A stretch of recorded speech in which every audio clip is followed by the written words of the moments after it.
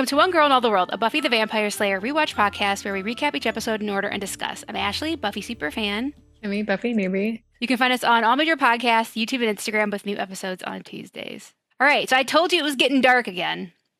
I don't even know what to think of this episode. I rated it and I'm like, I don't know if that's my rating. I might change my mind by the time we finish talking about it.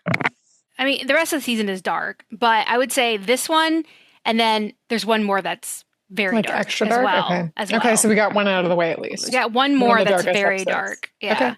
Okay. Yeah. So, yes, this is Sarah Michelle Gellar's least favorite episode. Of all? Yeah, the whole show. Oh, wow. Okay. Yeah, I think she just doesn't feel like it's very Buffy. Like, Buffy wasn't Buffy in this. So yeah, that's fair. Okay. All right, so Dead Things originally aired February 5th, 2002, written by Stephen S. DeKnight and directed by James A. Contner. And the synopsis is, Buffy investigates why Spike is suddenly able to attack her, despite the chip in his head. Meanwhile, Jonathan, Warren, and Andrew try to frame Buffy for murder. Murder most foul. So his name's Andrew. I keep forgetting his name. I started calling them the Three Losers. Yeah, you could call them the Trio, too, because that's actually their name. They're like, I'm going to call them the Three Losers. That's totally fine. We know who you're talking about. There won't be any confusion. Definitely not. All right. So we start off Dead Things at Spike's. And there are some noises. Yes. Some crashing. Yeah. All of the emotions. There's violence and lust and all of the things. So they are having sexy time. And we are going through Spike's downstairs and the place is trashed. Mm-hmm. And you hear punch being, they're just having at it. Yeah, they're yeah. And then when we meet them, they're like, oh, conveniently just finished. Yep. Just all nice and calm, rolled up in a rug. Yeah, under a rug. And said that they missed the bed again. And then they start talking. Buffy kind of looking around and you actually did a good job with this place. Yeah, it was a hole in the ground, but you made it nice. Okay. And he says, well, I ate a decorator once. Maybe something stuck. And then Buffy talks about how she starts on redoing her room because the New Kids on the Block poster is starting to date her. That's funny. And they just start talking about redoing her room. And then he's like, wait, hold on. Having a conversation? Are we having a conversation? She's like, what? No. No, absolutely not. Never. No. Then maybe. All right. And then they're like, okay, we're actually talking about each other. They were just talking like normal people. And then he screws it up. And they talk about how good they both were. And he says, you were like an animal. And that's what she gets. And that sets her off. Yep. Yeah. It's not an animal. He's like, oh, yeah? Do you want to see the bite marks? And then she starts being like, okay, I'm going to go. I'm going to go. I feel in this moment, it made me realize he can never say the right thing. That's true. There's always going to be something he says that sets her off. And then it's just going to Yeah. It's a fragile truce, I guess, when they're in these moments. Yeah. And he's like, there she goes. She's going. And she's like, have you seen my underwear? She's trying to find her underwear. And he kind of questions her, what is this? What are we doing? What is this to you? It's obvious what we know it is for him. Yeah. And she's like, it's not, we don't have a thing. This is just it. This is just this. The thing that you just keep doing over and over repeatedly. Yeah. Yeah. And he's like, do you even like me? And she's like, sometimes. And then he pulls out some handcuffs. And he's like, do you trust me? And she's like, never. Yeah. But she sticks around, as we find out. Yep. All right. So in the new trio layer, because they left their old one, so they moved into somebody else's basement. I have decided to call this the loser layer. Loser layer. Appropriate. Mm-hmm. They are unpacking all of their stuff. And they're preparing something? Yeah. So Warren's working on something, the cerebral dampener. Yeah. And he's like, well, we need to charge it. So Jonathan comes over with this Andrew brings it over. It's a gland from a demon. Oh, okay. And he opens it and it stinks really bad.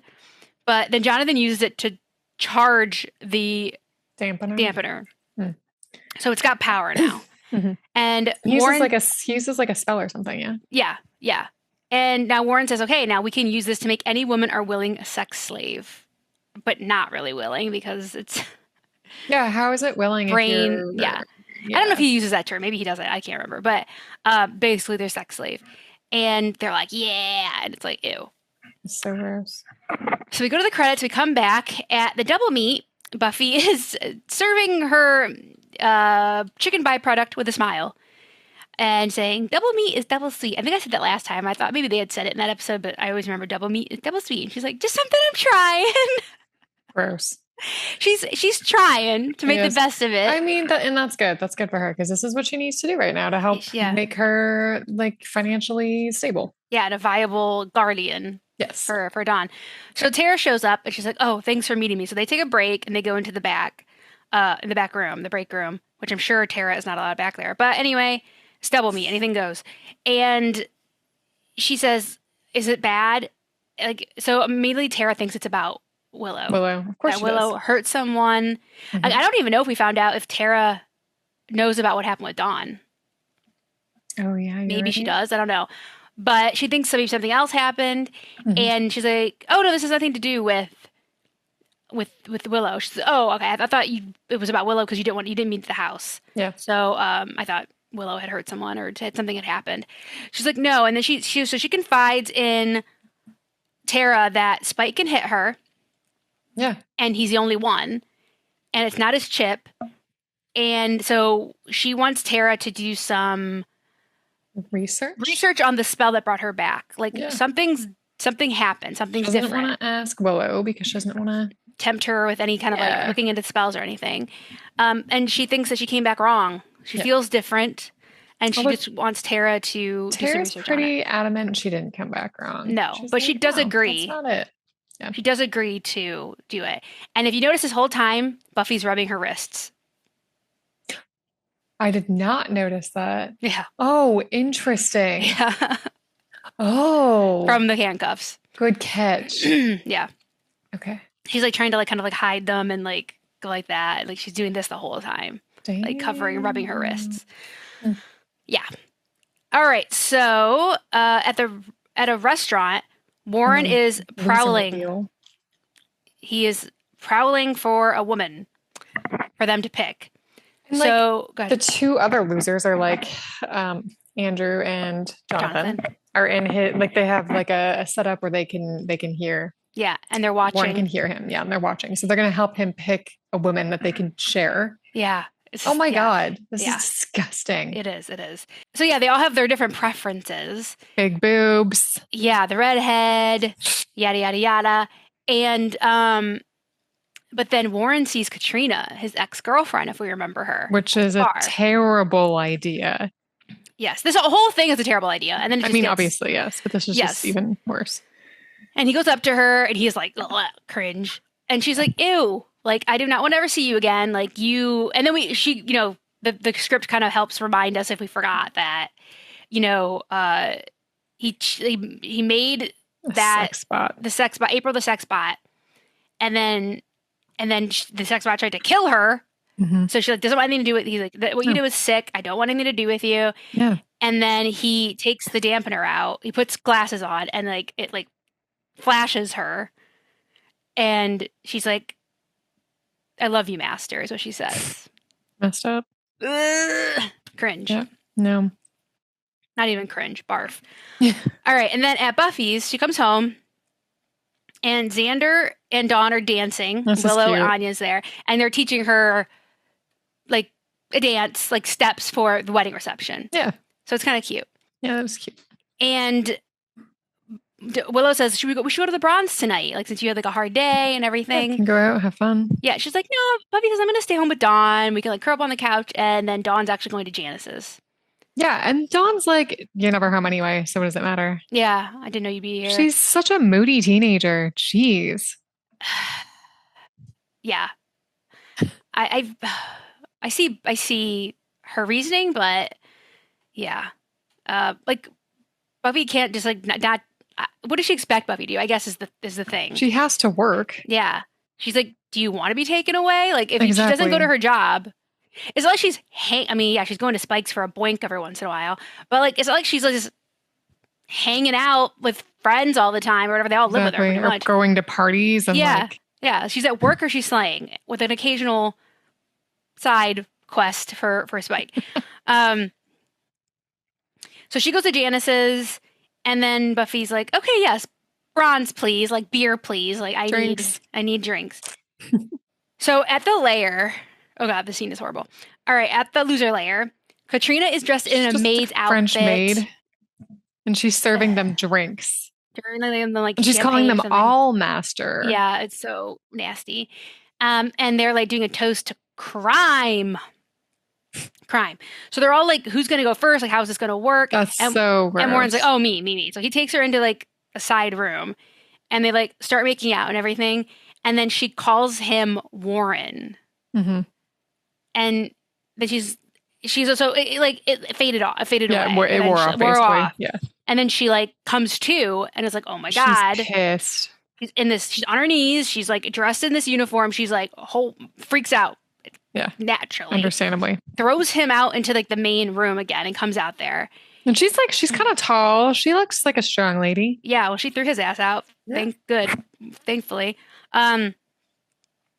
Somebody says something about, she says, I'm not your girlfriend anymore. And this is when Jonathan and Andrew find out that this is actually his ex. And they're like, that's kind of weird. I mean, it's messed up. That's a whole nother thing. And I like that I like this part where, I don't like it, but it was necessary that Katrina said this whole little part about how like you're playing, this is like not a fantasy, your boys playing it being like men or whatever, and this isn't a game, it's rape. Yeah, exactly. Because that's what it is. It's not consensual. Yes. And they're all like, well, not Warren, but Andrew and Jonathan are like, what? Like, I think they genuinely didn't think about it that way, even though that is 100% what it is. But they're like shocked that she said that. And for them, it does make them pause. Whereas, but like Warren is just completely different. He's like a psychopath. Yeah, he is. He's messed up. And they're like, what? Like, no, and everything. And she's like, tries to leave. And Warren says, the thing is, but she threatens them as she's leaving. Yeah, she's going to call the cops. At least. Yep. She's going to call the cops and make sure Warren gets like in jail for this and everything, gets arrested. So she tries to leave, and Warren tells Jonathan and Andrew to grab her. They do, but she gets away. She runs up the stairs, and then Warren goes after her. He grabs a bottle and hits her over the head with it when she's like halfway up the stairs. Which is messed up. Which is very messed up. And he, of course, thinks he just knocked her out, but then Adam is like, nope, she's dead. Andrew, but it's okay. No, Andrew, what did I call him? Adam. Oh, I know, okay. Well, he says, like, get the dampener. Oh, we forgot that they tried to use the dampener on her again, but it like fizzled out. Because it didn't have any more juice. So Warren, when he knocks her out, air quotes, he's like, we're going to recharge it. We're going to give her a bigger dose. But Andrew says that she's dead. Like her neck, like when she fell, like her neck broke or whatever. Snapped it, yeah. So of course they're all freaking out. As they should. Warren a little bit less. You can tell Warren's affected, but he's like panicking a little bit. But the rest of them are like, upset that she died. For me, when I saw this scene, I was like, Warren is trying to figure out like, how do I get out of this? Whereas they're like, holy crap, like we did this. Yeah. There's a difference. Jonathan, and Andrew. Yeah. Okay, great.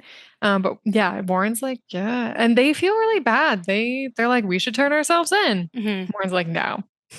Yeah. We're not doing that. Not going to happen. Warren wants to hide the body. And like I said, Andrew and Jonathan want to turn themselves in. Andrew's crying. And Jonathan says, Buffy will figure it out. You messed up because you picked someone that you knew. There's a connection to you. And Buffy will figure that out when they find out that Katrina's dead. And so you like screwed this whole thing up. And Warren comes up with an idea to deal with both of them at the same time. So we'll find out what that plan is. Mm-hmm. So at the Bronze, they're all dancing, but Buffy's kind of just like hanging out. And so she goes to get it. Xander and Anya are like swing dancing? Yeah, kind of like, I guess they got the taste for it from Once More with Feeling. And then Buffy goes to get a drink. She leaves the drink at the bar and then goes up to the balcony to watch her friends. And this is like, she feels very disconnected. She can't like relate to them right now. She's feeling disconnected from them. So she like physically puts herself like away distances from them. Yeah. And watches them kind of dance and, have a good time. She can't. Yeah. And then Spike's up there. He shows up. Of course he does. And this is also a sex scene that I'm not into as well. And he tells her how like she belongs in the dark with him, and like you don't belong there down with them, which I don't like this whole like speech No, that I he didn't like gives. that either. I don't like this, He should. but I don't think he should have said that. no, no. And yeah, so they like just do it up there in the balcony while she's watching her friends dance. Which is weird. And then at the magic box, Xander and Willow are walking to the magic box and they run into Tara. Tara's leaving with a spell book or something. So they have like a nice little awkward run-in. Yeah. Xander we goes found out that inside. Willow hasn't had any spells for 32 days. So yeah, she got to get her 30-day chip. That's right. Yeah. Nice. And, it's very awkward. Willow says, like, of course you can be here, but like, why are you here? She's like, oh, I was looking for Buffy. Like, can you let her know that I'm looking for her? And she says, yeah, let her know. And then, when she's leaving, she says, I'm really glad that you're doing better. Just nice. And I think like Willow looks disappointed because she thought like, okay, I've done it, right? Like, yeah. And I thought that no, Tara would be more receptive to maybe talking about not that them. simple. But no. yeah, Tara doesn't. She tells her that she's happy that she's doing well, but then that's kind of the end because she leaves. I think Tara's being very mature. Actually, she could have. Tara always has been. I know she has been. Yeah. Yeah. I don't know if I could be that mature. And then on patrol, Buffy.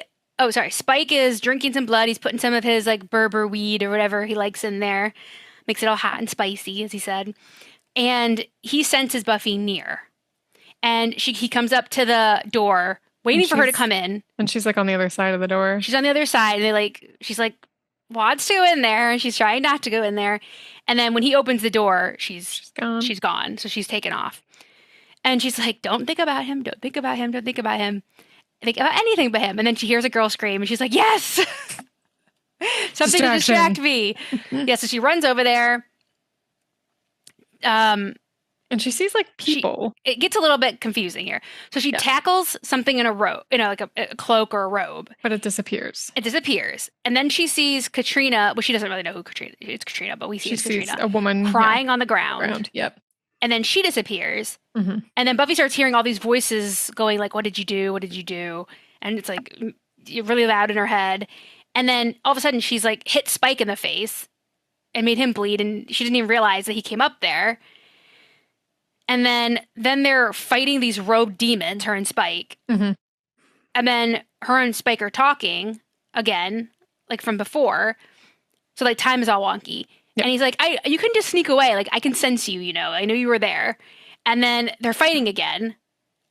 And then Buffy's very confused and disoriented, doesn't know what's going on. So 1 minute she's fighting, she's trying, like, so she's all over the place. And then someone grabs her shoulder and she, like, punches them, and it's Katrina. Mm-hmm. So Katrina rolls down this hill. And Buffy goes down there and finds that Katrina is dead. And of course, Buffy assumes that it's her fault. She killed her. That she killed her. And we see Katrina watching from the trees as Buffy like finds the body. Yep. Yeah, so Spike immediately goes into like, we have to fix this. We have to like sort this out. Like, you're upset. He's like, you need to leave. We don't want anybody see you here. Go home, get into bed, and I will take care of this. And Buffy's like in shock. He's like, I killed her. Go home. Like, just go home and go to bed. It was an accident. Go home, go to bed. I will deal with this. And he will take care of it. So in the van, Jonathan was Katrina. So Katrina gets into the van, turns into Jonathan. And Jonathan is not happy about this whole thing. You could tell. Like, he's very conflicted about the whole thing. Yeah, exactly. Because he said, oh, like, good job. And then he like turns back and he's like, yeah, some of my best work. Like, very sarcastic. Yeah. And Warren says, it's Buffy's problem now. But you can tell by Jonathan you're starting to see like a demarcation between these three. Yeah. Well, they're very different. Like, who's misguided and who is evil. Yep. Yeah, actually, yeah. That's so this episode, if anything, really starts to show us that very, very clearly. Mm-hmm. All right, so at Buffy's, she sleeps restlessly. She's tossing and turning. Yeah, she's hearing the voices like, what did you do? What did you do? What did you do? And then Spike's in her bed there. And then they're kissing, and then they're doing it somewhere else. I'm assuming at his, like, lair or whatever. And then she stakes him, but she opens her eyes, and it's actually Katrina she has staked. And it's kind of like, goes back between Spike and Katrina. It's a weird dream. And then I think Katrina says, like, do you trust me? And then Buffy wakes up. Yep. She goes in to check on Dawn. Dawn wakes up. And she's basically telling Dawn goodbye. Yeah. I love you. I always will. And Dawn's like, what happened? Like, something obviously is going wrong. Like, has happened. And she says there's an accident. A girl got hurt. And yeah, she's not okay. And I killed her. And Dawn gets really upset that Buffy's going to go turn herself in. Yeah, she's like, you don't have to do that. So I think the thing that Dawn is really grappling with here, because she says, you didn't want to come back in the first place, which I don't think was ever really processed between Buffy and Dawn. Yeah. That Buffy just wished she could have gone back to heaven. And as a 14-year-old, I feel like it's reasonable to take that personally when that's like your only family left. Yeah, that's fair. So maybe all this brattiness is that just not being processed. Okay, that could be fair. And she said she feels like Buffy doesn't even want to be there. Yeah, so that's like she's feeling not abandoned, but like I mean, yeah, like nobody wants her. Yeah, I guess abandonment issues at least. Yeah, like her mom left. Mom died. Her mom left. Her mom died. Her mom did leave. Yeah, just against her will, obviously. Yeah. Her dad's nowhere. Her sister died. It was happier dead. Yeah. You know what I mean? And that's her guardian. Mm-hmm. So I do get it. Okay. But I guess she's like not appropriately. And she's a teenager. Acting like a teenager would with these kind of like actual valid feelings. Extra hormones are just making it. And she doesn't have the frontal lobe to deal with these, the fully developed frontal lobe to deal with these, I guess, like in a mature way. Right. I mean, because she's dealing with it. She's stealing. She's like doing this kind of things. So not just telling Buffy how she feels. So yeah, she gets really upset and like runs off. So at the police station, she's about to walk in and Spike grabs her. Spike has been sitting there all night waiting because he like knew she ain't gonna listen to me. She's gonna try to turn herself in at some point tonight, so I'm gonna stand here. And then he's like, they're not gonna believe you. Yeah, he's like, what are you gonna tell them? Like wonky time demons? Yeah, they're not gonna believe you. And he's like, also, they're never gonna find her, so don't worry about it. I love how he says, it's so funny when she's like, I'll show them. He's like, show them what? How he says that. She's like, what did you do? He's like, I took care of it. They'll never find her. And then like the police saying, found a dead body. Found her by the river. Found her washed up on the river a mile from the cemetery. And he's like, oh, balls. That was very funny. It's a really like a funny moment and like a very not funny episode. They brought some lightness to it. Yeah, some levity. It's just funny because he's like, I took care of it. Don't worry about it. Yeah, like literally 2 hours later she was found. Like I feel sounds very Spike-like. Yeah, he's like, oh, cutting some corners maybe. Yeah, he threw her in the river. No one will ever find her. And Spike tries to reason with her, and he also tells her he loves her. Yeah, I mean, he does. Again, he always does. He says, all the people you've saved. How many people are? He's like, I killed her. That's all Buffy can really see, which makes sense. Yeah. Says, yeah, but how many people have you saved? How many people are alive because of you? One dead girl doesn't tip the scale. Yeah, he's right. She shouldn't have to throw her life away because of this. Yeah, he said, I'm not going to let you throw your life away because of this. I can't. I love you. And she's like, no, you don't. Now, this conversation, well, let's finish the scene first. And he won't let her go. He won't let her go. And she starts like beating him up. And he's like, okay, yeah, come on. Like, get it all out. And he never like fights back here. No, and she unleashes the crap out of him. Yeah, she does. And he just lets her. He just lets her do it. And she has this whole thing about you're nothing, you're soulless, you're a disgusting, soulless thing. And let's be real, she's not really talking about Spike. Nope, she's talking about herself.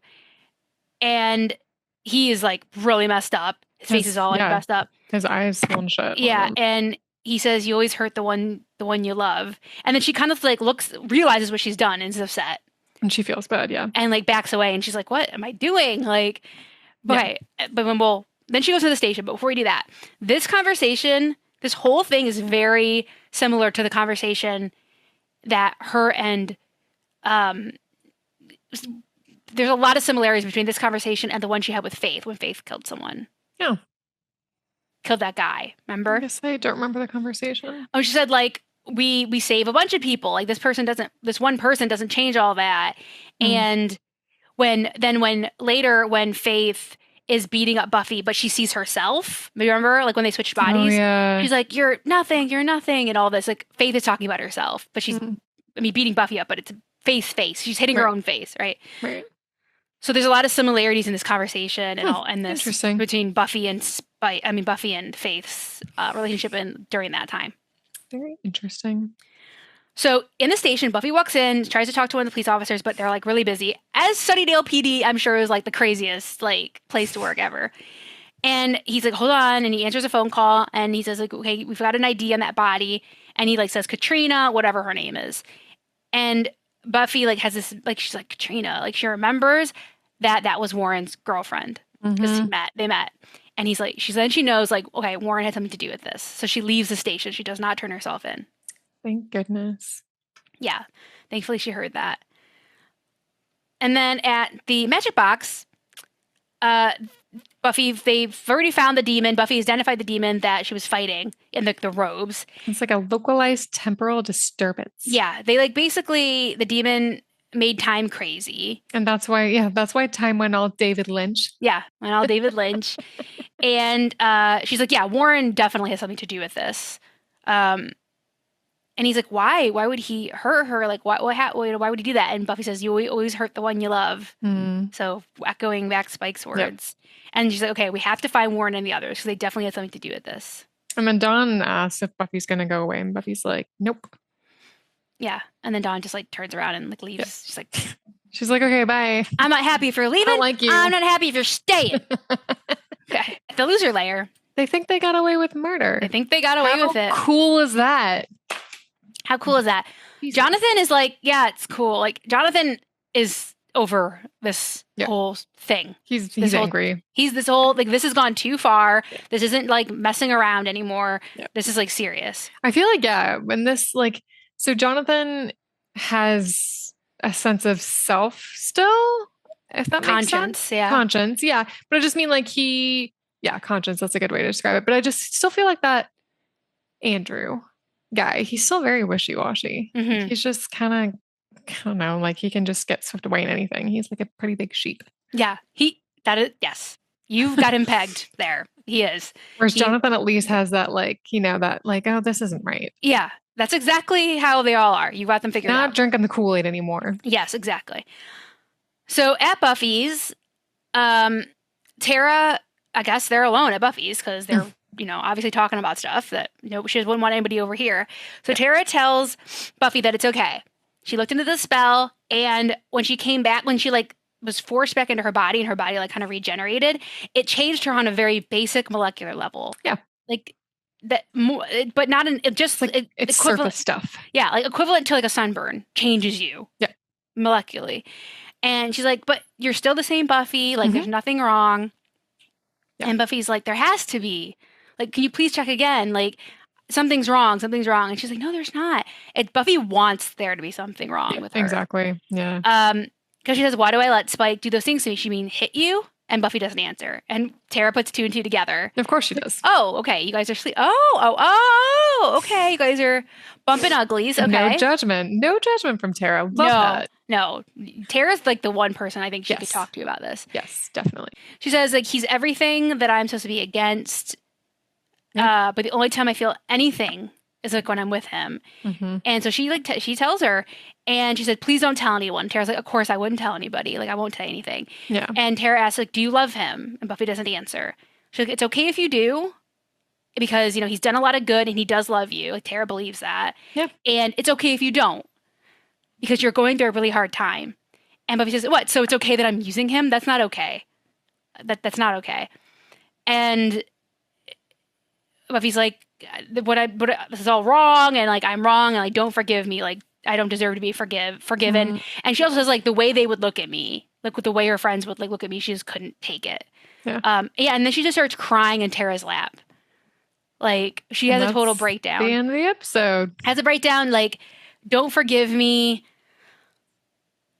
Yeah, it's really sad. Yeah, it's sad. So she has like a breakdown in Tara's lap, and Tara just like strokes her little head. Yes, of course. Yeah. This is great though. I mean, this is great that like she can talk to Tara now, I feel like. At least she can, yeah, because she can't just keep it in. Yeah, it's been all in. There's no one she could share it with. Yeah. And honestly, I don't think she even meant to share it with Tara. It just came out. Yeah. So, yeah, that's the end of the episode. Pretty dark. Yeah. Okay, so my favorite quote, when I say my favorite quote, it's a quote that needed to be said, and that's what we talked about it already. When Katrina says, "You bunch of little boys playing at men."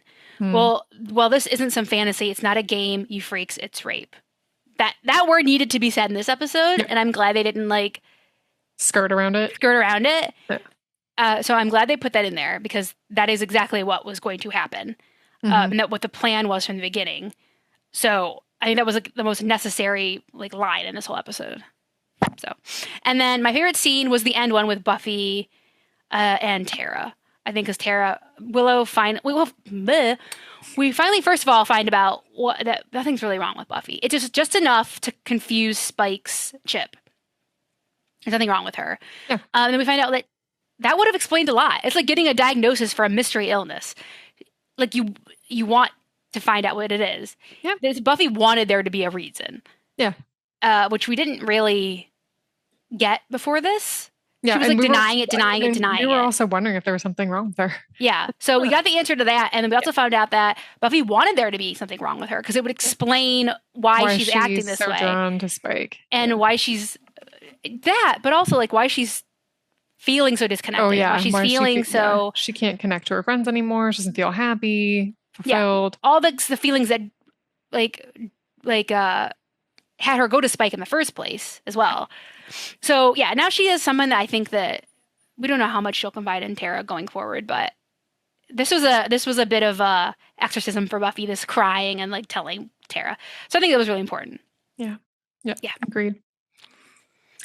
My favorite line. Okay, well, I went with a funny line. Yeah. When Buffy comes home and from her shift at the Double Meat Palace, and they talk about going to the Bronze, and Buffy was just saying she's tired. I don't even remember who said it, but someone says, "Oh, you are looking a little pounded," and Buffy looks like a little taken back, like what? And then it's Anya. Oh, Anya. Is Anya, and then Anya says, "Just around the eyes." Yeah, that was funny. I thought that was. It's like, thanks, Anya. Yeah, that's great. It's like when you tell someone, like, not us, because we know better, but when someone tells someone, "You look tired." Yeah, I hate that. Don't say that. Don't do that. My mom does that every time she sees me. Every single time. I'm like... It's like a boomer thing. I feel like us millennials know better, that you just don't do that. I mean, I must look tired. Maybe it's because I'm seeing you, Mom. Just kidding. Yeah. Just kidding. You wonder what that could be caused by? Yeah. Just kidding, Mom. Yeah. Okay, my favorite scene was actually when it was when with Buffy and Spike outside the police station. Yeah. Like, I'm not team Buffy. Everybody knows this, but like just the way how he's just so protective of her. I just thought it was really sweet. I know it's weird, but whatever. I thought it was really sweet how he loves her, and he's like, he doesn't want her to turn herself in, which was good because she didn't actually do it. And how he, all the people that she saved, it doesn't tip, one girl doesn't tip the scale. So many people have lived because of her. And then, I don't like that she unleashed her fury to the point where she beat his face to a pulp. Yeah. But also, it did help her, like you said at the end there, she realized, she's kind of talking, to herself. And I think in that moment, you see that recognition in her face, and she's just like, oh, what have I done? Mm-hmm. So it's just, I feel like, and this just goes with the whole episode, honestly, of just her, realizing and, coming to terms with things more. Mm-hmm. Observing. She's being more observant. Yeah. Yeah. So, yeah. No, that was also a really important scene, for sure. Yeah. All right. State rating. Yeah. I gave it a 3.7. Okay. And actually, when you talked about you might change yours, I don't love this episode. I rarely rewatch it. I don't think I would rewatch it. Because it's not really an enjoyable thing to watch. No. Neither is The Body, but it's a masterpiece. So I will watch The Body. But I feel like... But then when we're talking about it, it is a really important episode. I mean, all the stuff that we've... forward momentum with it, honestly. There's a lot of internal work. Yeah, it filled in a lot of gaps with things. Mm-hmm. Yeah, it did. So that's important. But I'm just gonna leave it as it. That was my gut when I finished it. So 3.7. It was very dark. It's one of the darkest. Not the. Well, it's up there for sure. It's one of the darkest episodes. I didn't like the balcony sex. I loved that Buffy confided in Tara. Sex? Yeah, I'm not really. I didn't do it. Some poor person's just drinking their drink down the way and was like, they're doing it down there. Buffy, punishing herself. And like that's kind of comes up a lot in this episode in different ways. Like, I feel like her, like, what she says to Spike while she's beating him up, that's really about herself, as we just, obviously can tell. And how she wants to be punished. She doesn't want to be forgiven for the choices that she's made since she's come back. Like, she tells Tara, like, do not forgive her. Like, she just wants to be punished for her choices or how she feels. And also this whole stuff with Dawn, I'm sure is not helping that, because she probably feels incredibly guilty that, Dawn feels like she'd rather be dead than with her. Right. And then, we finally, like, her, like, acknowledge that she is using Spike. She is using him. Yep. And that, I said the trio, like the whole thing we talked about already, that they used the term rape, which I think they had to be said in this episode. I would have really been like annoyed at this episode if they hadn't called it for what it was. Yeah, exactly. So I'm glad that they, even in 2002, there were shows I've watched where there's been stuff like that and that were in the same time period, and it wasn't said. So I'm glad that they said that. Yeah, so I'm just gonna leave it at 3.7. Okay, I gave it a 4, and like I wasn't sure if I wanted to lower my rating. Okay. And just when I made my decision, I was basing it off the last episode, because the last episode I gave it a 3.8, and I really didn't like that episode. And I like, despite some of the cringe stuff in this episode, I still think I liked it better. Mm-hmm. I like just how further along we moved things. That's true. Like, yeah, it's true. Like there's just Buffy realized a lot about herself this episode. Like she didn't come back wrong. That was a big one, I guess. Mm-hmm. And just like all that stuff with Spike. Is she using him though? Like maybe I don't think she's 100% using him. I think she likes him in some way. I think two things can be true at the same time. That's I think fair. She is 100% using him. Okay. And I think he knows that. Okay. But he's too in love with her to care. He'll take whatever scraps he can get. I think she's definitely using him, but they do have a connection. I think both are true. All right. That's fair. Yeah. Okay. So anyway, I feel like we progressed even with them a bit this episode. Yeah, so there was some stuff there. I liked seeing Tara again. I thought that was really good. Yeah. I'm over those 3 guys. I'm over it. I just want. I was almost kind of bummed that they didn't wrap it up this episode, because like Buffy was like, Warren has something to do with this, and then that was it. Like we didn't. I thought she was going to go confront them, or like I don't know what. But so I don't know what's going to happen with that. But I want them to just wrap that line that or like I want them to wrap that up. I'm over them. And like this, it was just so dark what they did. It was just so messed up. Like I like how Jonathan is starting to realize it, but like I said, Warren's a psychopath. He needs to be like jailed or something, imprisoned. Yeah. And the thing is, like, this is really yeah, I'm trying to think. This is really the first time that like a long-term big bad has been like just humans. Yeah, that's true. So that takes a whole other thing. She can't just go and kill them and slay them to her own. No, she has to be able to do something though. Like her own rurules. Yeah. That they don't hurt humans. It has to go through like police somehow, but I don't know how you can even do that, because the magic stuff was involved and the dampener. How do you explain a dampener? Like I don't know. Yeah. So it'll be interesting how it gets wrapped up. Yeah. But I want them to wrap it up. I'm over it. Can't be just, a normal thing. So what we've seen before. Yeah. And I think that's everything I was going to say, basically. Okay. Yeah. All right. Next episode. Older and Far Away. What's my question? It's Buffy's birthday. Oh, again. Wow. Oh, yeah, we didn't. That's gonna happen. I messed up last week's question. It was... Who did she confide in? Who did she confide in? Right, it was Tara. I said Willow, yeah, so I was wrong. It was Tara. Yeah, so it's Buffy's birthday next week. And she gets 3, like, on-screen presents. Can you name any of them? A locket. Okay. Or like a necklace. Locket/necklace, let's say. Okay. I don't know. Okay.